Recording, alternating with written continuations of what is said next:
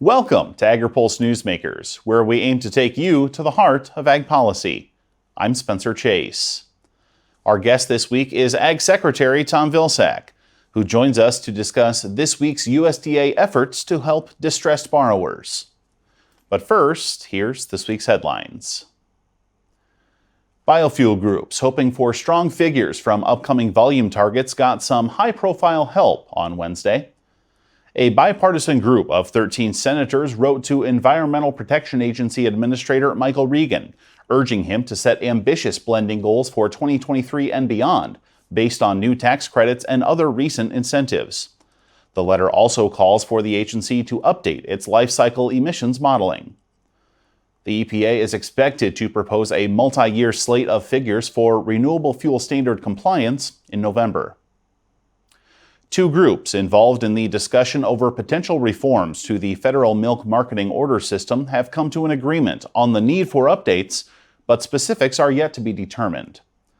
Following a meeting over the weekend in Kansas City, the American Farm Bureau Federation and the National Milk Producers Federation released a statement that said, in part, it's time to consider improvements that better reflect today's milk markets. The last time the system was updated was in 2000. Both groups say the pandemic-related disruptions to the dairy market in 2020 highlighted the need to modernize the program. And finally, the Department of Agriculture is distributing $800 million to producers who are behind on their loans. $600 million will go to those who are behind on their loans by 60 days or more. $200 million will go to borrowers already forced into bankruptcy, but still may owe more money after selling off their assets. Ag Secretary Tom Vilsack rolled out the announcement earlier this week and detailed how the department plans to distribute about $1.3 billion to address the issue. Some of that money will also go toward what he called a more proactive approach to debt servicing. Taking this approach rather than working in a more conventional manner when loans are past due would be a change in USDA's mindset for producers with outstanding debt. Vilsack says it's an effort to keep producers on the land. Well, as you know, the Congress passed the Inflation Reduction Act, and in that Inflation Reduction Act was roughly $3.1 billion of assistance that USDA was to be used to help distressed borrowers, both in terms of the short term, avoiding folks going into foreclosure, keeping them on the farm, and then in the long term, as you suggested, a new approach. In the past, when folks became delinquent, the job and the responsibility of USDA was to essentially collect the debt. In doing so, that often led to foreclosure. It often led to a frustrating relationship between the loan officer and the farmer, who had been doing business with each other for years and years. Now what we have is a circumstance and opportunity for that loan officer to essentially take a look proactively at the farmer's operation and basically work with the farmer, not against the farmer, to make sure that we can make adjustments to provide opportunities to continue that farming operation. So I think it really changes the dynamic, changes the relationship. And folks may say, well, what about me? I'm paying my payments on time. What do I get out of this? In essence, what folks get out of this is we'll reduce the amount of foreclosure activity that's involved with USDA. In doing so, we'll lower the subsidy rate, which will mean that we'll be able to utilize the resources that Congress provides for loans to help more farmers. Every time Congress provides money in an appropriation for loans to farmers, we are essentially allowed to lend that dollar multiple times based on the level of foreclosures and losses that the portfolio has to incur. By reducing the losses, by minimizing that portfolio of foreclosures, we essentially then be able to gain confidence that that dollar can actually be lent more times than before. So in a sense, it also provides opportunities for more farmers to receive help. Mm-hmm. You mentioned earlier this week when you were detailing the program that it's an especially important decision to make now, not only the more proactive approach, but also the $800 million in direct assistance that was rolled out earlier this week. Especially important due to the foreclosure moratorium that might be lifted as a result of the public health emergency potentially expiring for COVID-19. What's the latest you can give us on the current state of that foreclosure moratorium and whether or not an extension for it could be on the table? Well, it's still in place. And it will remain in place until such time as the Department of Health and Human Services provides a 60-day notice of its termination. Obviously, as we move into a different phase with reference to COVID, at some point in time, the Department of Health and Human Services will make that determination. When they do, 60 days later, the moratorium is lifted. The health emergency is lifted, and at that point, the moratorium is lifted because they're linked together. So we wanted to be proactive. We wanted to be in a position to help and to avoid what could have potentially been thousands of potential foreclosure actions that would have resulted from the lifting of that public health emergency and the moratorium. It's still in place. It will remain in place. We'll have a 60-day notice period that will take place. But after that 60 days expires, at that point in time, foreclosures could take place. But now, because of the Inflation Reduction Act, because of the action that we've taken, there are in essence, no delinquent loans at USDA, or those that still remain will be working with those producers pursuant to the program that we outlined to work through and to try to make sure that we keep as many farmers on the farm as possible. Mm-hmm. The Inflation Reduction Act that you're referring to did offer about $3.1 billion for this purpose. On Tuesday, USDA announced about a 1.3 totaling sum. I guess any insights you can offer on what we should expect for that remaining sum and when we should expect to see it? Well, again, this essentially provides the tool and the capacity of our loan officers across the United States to take a look at the portfolio that they have, to work with the borrowers that they have. And if they see borrowers that are potentially in a distressed condition, or see borrowers that are potentially involving sort of a cash flow issue, they can bring those borrowers in now proactively and work through that process with these resources. So obviously it's going to provide us the resources over a long period of time to be able to do that proactive loan servicing, which I think is an important opportunity for USDA to sort of restructure the relationship we've had with borrowers in the past. We'll be right back to talk climate smart commodities and more with Ag Secretary Tom Vilsack right after this. It's not as simple just to wake up one day and go, I want to be a conservation farmer. You're changing how your farming practice is done. You're changing your operation. Farm Credit supported John and Kelly Watley as they shifted to more sustainable farming, improving the environment where they farm and live. Learn more at farmcredit.com/climate. Every morning, American corn farmers roll their sleeves up and start the work of growing a better future, one bushel at a time, with America's crop. A better future made possible by their unmatched sustainability practices and the extraordinary benefits and uses of corn throughout the global economy. And the National Corn Growers Association proudly supports and advocates for all they do, year in and year out. Welcome back. An equity commission formed by the Department of Agriculture at the request of Congress is currently working on a set of recommendations to Ag Secretary Tom Vilsack. One of the interim ideas has been to study the replacement of the current Farm Service Agency County Committee structure. Vilsack says it's an idea that should be considered in pursuit of reform rather than replacement. I think the concern is that in some states and some counties across the country, there is very little, if any, minority representation, despite the fact that the significant percentage of farmers in that particular county are minority producers. And we know in the past, because of actions that have been taken in the past, there has been past discriminatory activity that has resulted in the USDA having to pay out billions of dollars in payments and compensation for discrimination. So we want to try to avoid those kinds of circumstances in the future. So taking a look at the county structure and making sure that in fact there is an appropriate representation of the farmers that are farming in that county.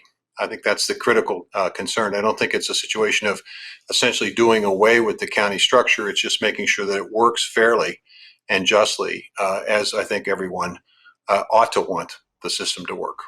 On another subject, Mr. Secretary, earlier this year, we did see announcements of plans for partnerships for climate-smart commodities. And then when the program was actually announced, the funding was expanded quite a bit based on a huge amount of demand. And really, there's still some unmet demand, frankly, when you have $20 billion worth of applications for a $1 billion program. I'm sure you know well, there's only so much you can do. But given that demand and given the interest in climate-smart practices, was this a one-year program, or do you think this is something that we could see repeated again next year? Well, we still have more announcements to make. We have the smaller grant program. There were 600 applications within that program. There, as you can tell, there are several $100 million left of the resource that we have available to us to basically fund those smaller grants. So we anticipate making some decisions and some announcements about those at the latter part of this month, the early part of November. So at that point, you'll have a basic understanding of the width and breadth of the projects that we're basically funding through this program. The good news is, as a result of the Inflation Reduction Act, as we learn what works effectively, we anticipate and expect that a lot of the resource that's being provided under the Inflation Reduction Act and the conservation portion of that act, nearly $20 billion, that can then be sort of folded into supporting climate smart practices. We already have a lot of activity going on in the farm today through the traditional NRCS programs. We just, for example, recently announced a nutrient management program that's going to be funded through EQIP and RCPP, the Regional Conservation Partnership Program. So there's a lot of ways in which we can continue to support these efforts. We also think what's interesting about the effort, partnerships have been formed, and it's very well likely that many of the projects that didn't necessarily get funded by us may still continue to be pursued by the partners themselves. So I think you'll see some additional activity and work resulting from this application process.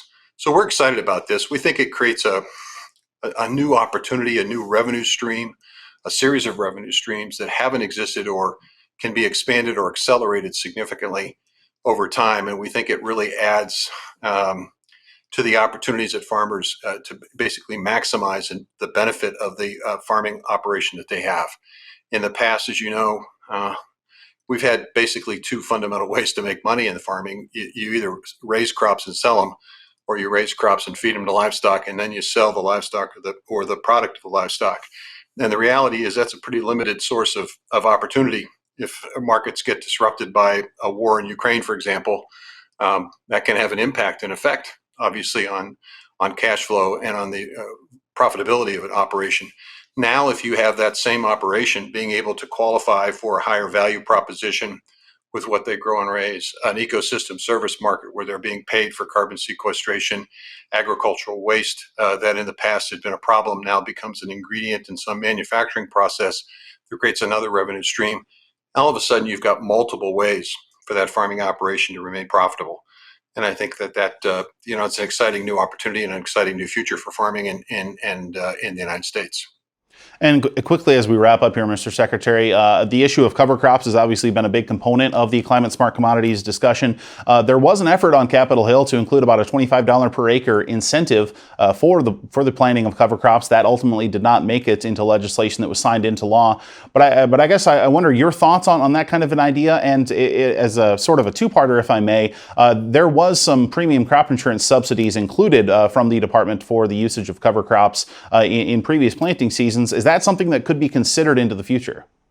Well, that continues. That cover crop premium continues through RMA, through the Risk Management Agency and Administration. So that continues. We obviously are being very supportive of cover crop, and we're seeing more and more adoption. Working with the Soybean Association and other like-minded folks, we're really looking for an opportunity to double the number of acres that are enrolled in cover crop participation. So you're going to continue to see ways in which we'll look for ways to provide incentives and resources to be able to encourage more of that. Mr. Secretary, thanks for joining us. You bet. Thank you.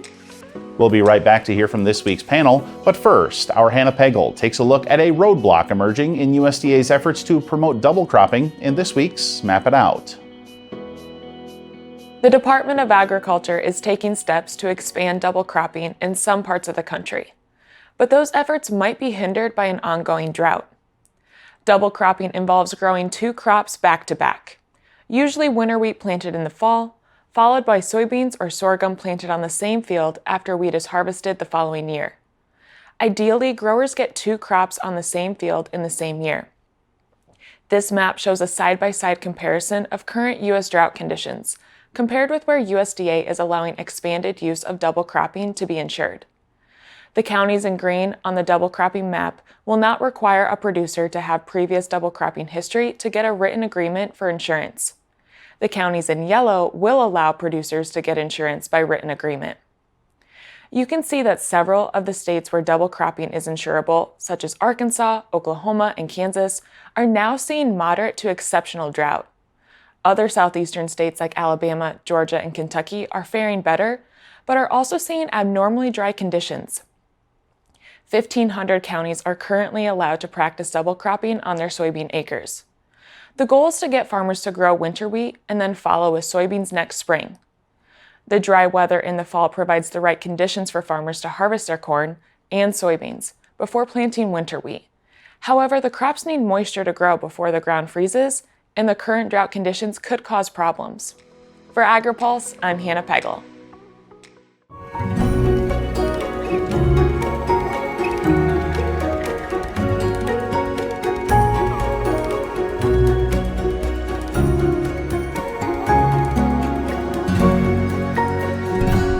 Agriculture Future of America is a nonprofit building transformational leaders in food and agriculture. AFA prepares college students to join the workforce as innovative and engaged young professionals who will shape the future of agriculture. Head to agfuture.org to find out how you can get involved. Welcome back to Agri-Pulse Newsmakers. Excited to be joined by this week's panel to have a really deep diving conversation on sustainability concerns, sustainability efforts, and the potential impacts on the upcoming Farm Bill. Excited to be joined this week by Dave White with the 9B Group, Dana Brooks with the Pet Food Institute, and Michael Dykes with the International Dairy Foods Association. Appreciate all of you taking the time to join us. And Dave, I want to go to you first because we've seen climate and sustainability efforts be a big topic of conversation on Capitol Hill and in the federal government. Really since the early days of the Biden administration, certainly before then as well. But the conversation has really amped up recently. And I wonder, as lawmakers begin the process of drafting that 2023 Farm Bill, how do you think the Biden administration's existing efforts are going to impact the language and the efforts and the policies that we might see out of that 23 bill? You know, Spencer, that's a great question. And there's really 2 areas at work here. One would be the $3.5 billion from the department's Climate Smart initiative. They're just now talking to the lead partners to develop the proposal. And I think the second and bigger item, Spencer, is going to be the $20 billion that NRCS received from the Inflation Reduction Act. And keep in mind that $20 billion is more than 5 times larger than the Climate Smart money we're talking about. When we look at the funding, particularly the IRA funding, that it would be great if Congress could bring that money into the baseline. Right now, it's separate. It's not impacting the baseline, but the funds are much needed for conservation, particularly in the area of technical assistance. And if we could look at a way to make it sustainable for the long term, I think that would be great.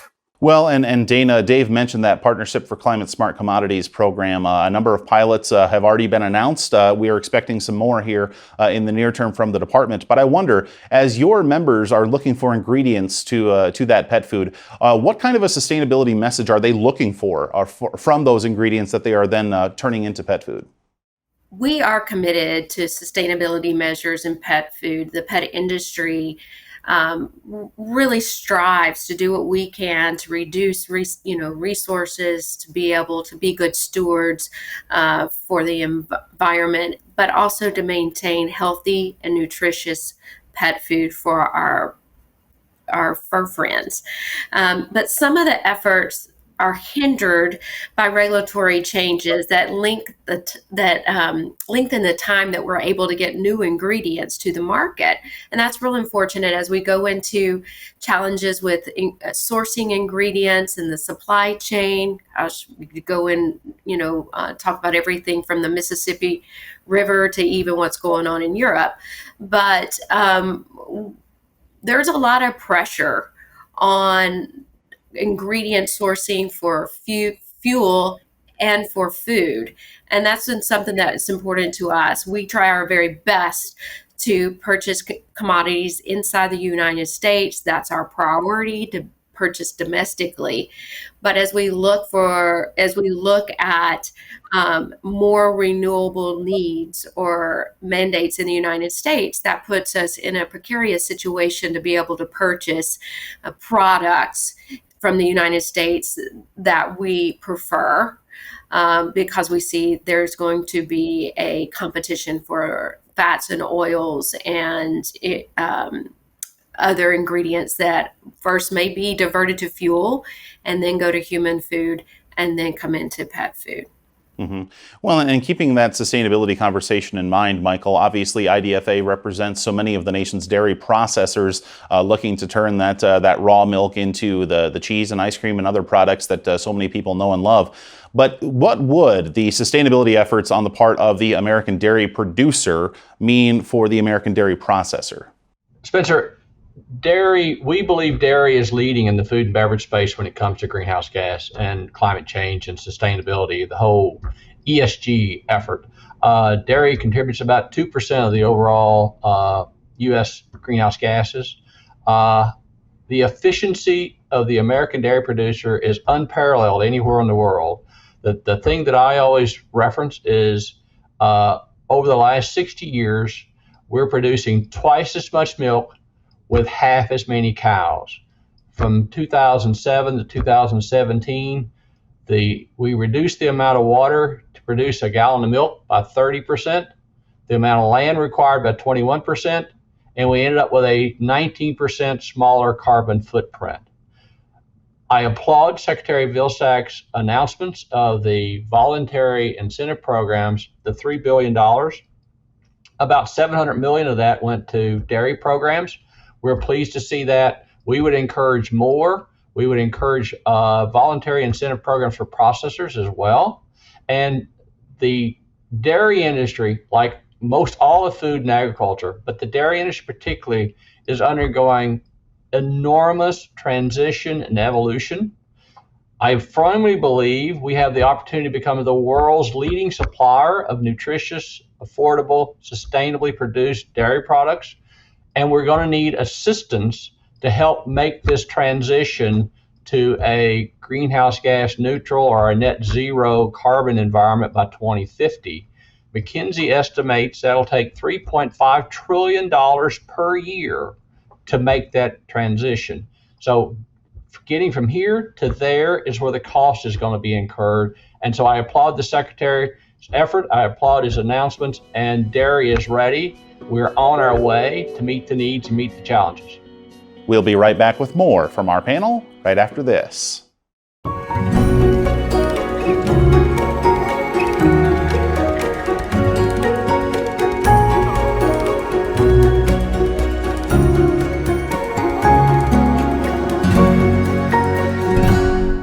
Did you know Agri-Pulse has all your favorite podcasts, including Open Mic, Newsmakers, and Drive Time? Take us wherever you go. Subscribe at agripulse.com or on Spotify, Google Play, or Apple Podcasts.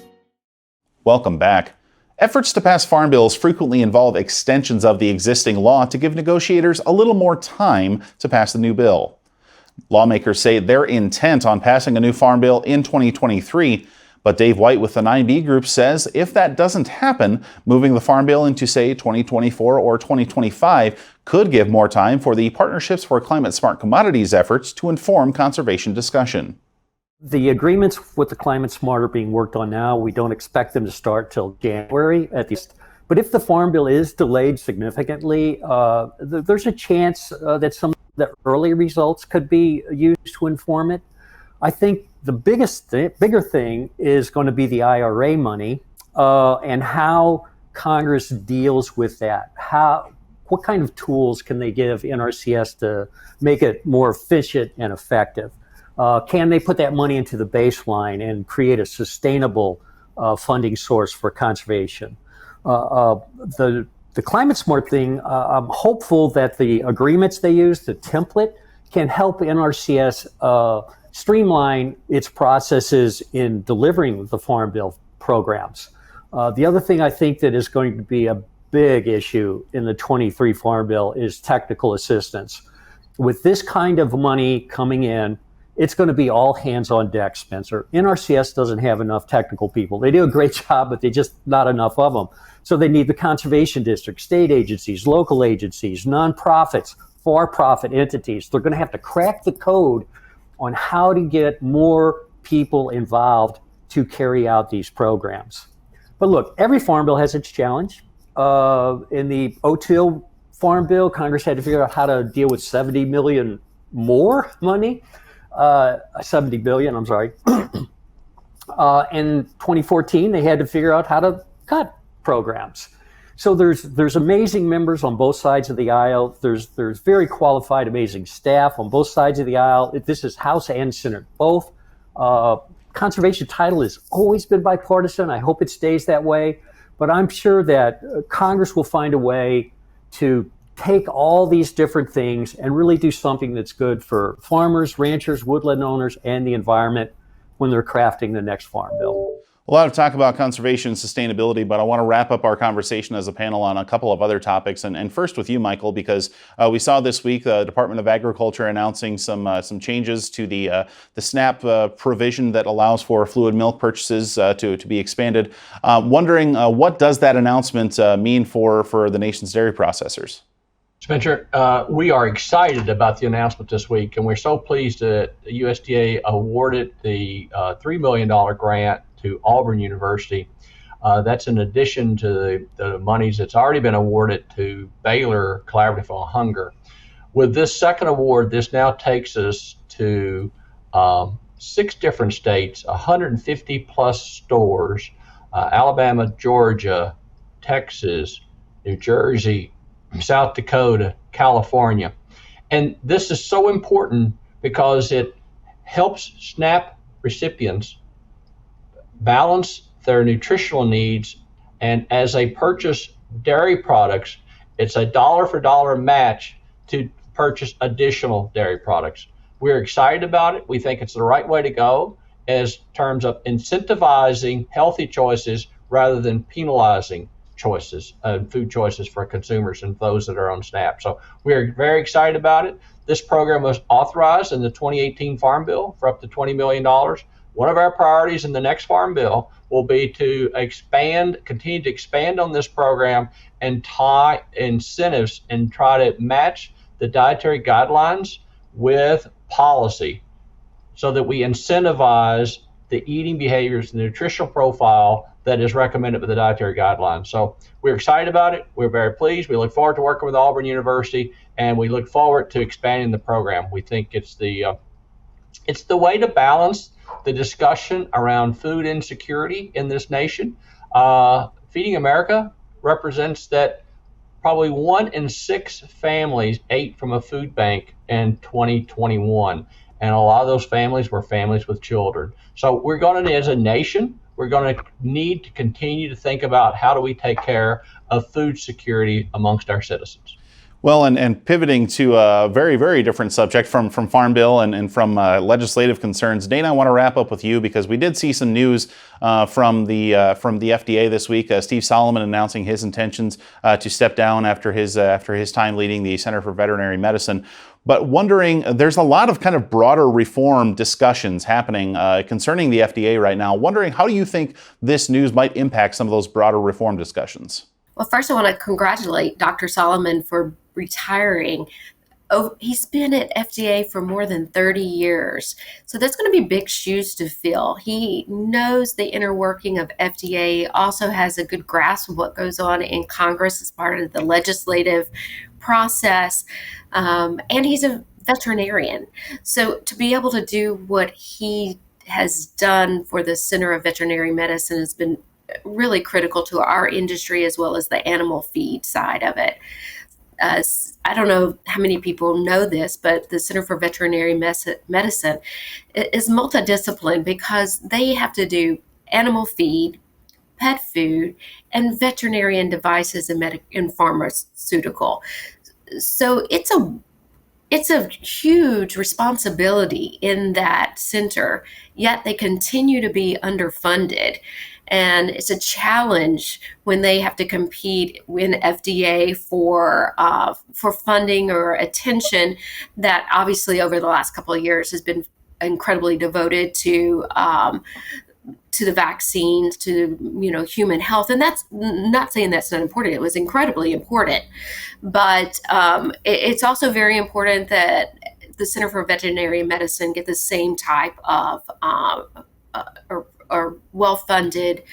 They're able to retain and recruit good talent that understand the challenges with pet food. And we're sole source nutrition. So they've got to understand how important it is for nutrition as well as animal health. And then again, the medical devices. Absolutely watching with interest the fact that there are so many calling for a review of FDA. The Reagan-Udall Foundation was authorized by Congress and funded to be able to do a review specifically in FDA. And that's going to be interesting to see the outcome of that. CVM was excluded from that process to be a part of the review. It's my understanding because the multidisciplinary nature of CVM and all the things they do is a bit more complicated. So I'm going to spend their focus on the human food side of FDA in that review process. Expect some additional reviews on the pharmaceutical, which receives, a bulk of the funding. So we're always kind of competing against the support for human and pharmaceutical. But and Dr. Solomon has been great to be able to navigate that and share transparency in the process and the challenges. So the next CVM director is going to have big shoes to fill. It's going to have to grasp both the inner workings of FDA, having direct access to the commissioner, and to be able to navigate Congress and the funding for that, which we always support additional funding for that center to be able to do the best work they can to support our industry. So it's going to be a lot to watch, and I think this with his leadership change could ripple a little bit more into the greater FDA, because Dr. Solomon also was a part of the infant formula review task force. I think he chaired that. So he has a lot of respect within the agency and will be a loss for the center as well. Well, I'll tell you what, folks, sometimes those weeks leading up to the election in a year like this can be a little bit slow in Washington, not a lot to talk about. That was not the case this week. Quite a bit of news unfolding, quite a bit of things to watch going forward. We appreciate all of you joining us to break it all down.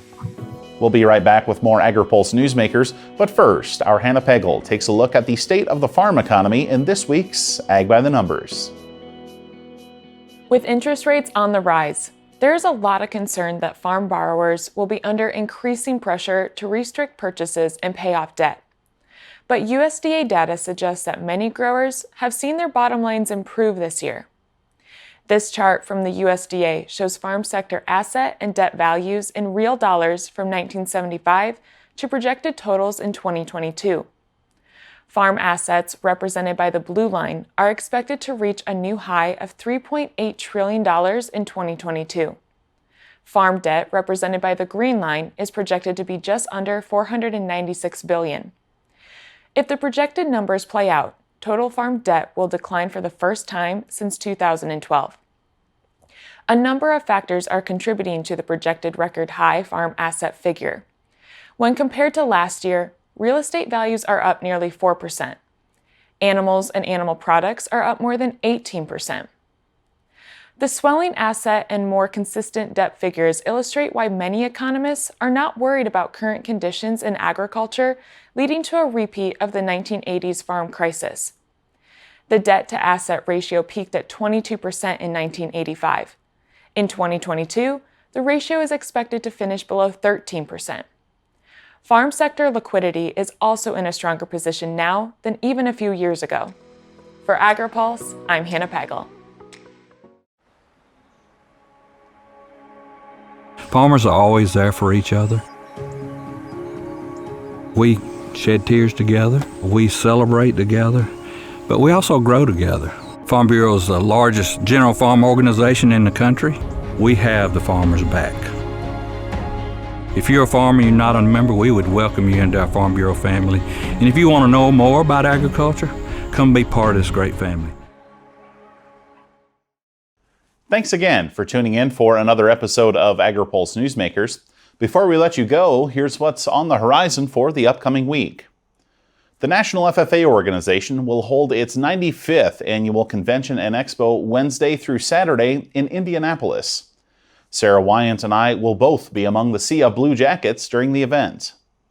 In Denver, dairy industry leaders will gather through Wednesday for the annual joint meeting between the Dairy Checkoff, the National Milk Producers Federation, and the United Dairy Industry Association. And on Friday, USDA will release a report on the motivations for producers who have adopted conservation practices. As always, stay tuned to agripulse.com for all of this and more. For Agri-Pulse Newsmakers, I'm Spencer Chase. Have a good one. Newsmakers is a production of Agri-Pulse Communications. For more ag policy news, visit agripulse.com. You can also find our new content on YouTube and wherever you get your podcasts.